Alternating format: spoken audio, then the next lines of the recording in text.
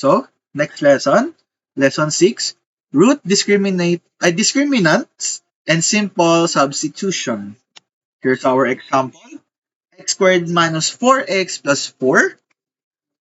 And the given formula po na gagamitin natin dito is negative b, positive negative, radicand b squared minus 4ac over 2a. So, substitute lang po natin yung given. B is 4. Then, negative 4. Tapos, positive negative, radicand, 4 ulit.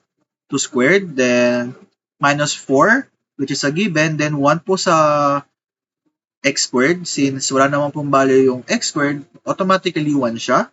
Then, our c is 4 over 2 times 1. Then, nakuha po natin sa sagot is positive, negative 4, positive negative 0 over 2. Then, para makuha po yung x natin, so, x is equal to 4 plus 0 over 2.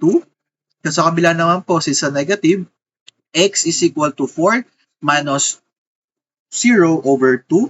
So, pag nilowest term pa po natin or pag pinasimplify pa po natin siya, is makukuha po natin sagot sa both is 2.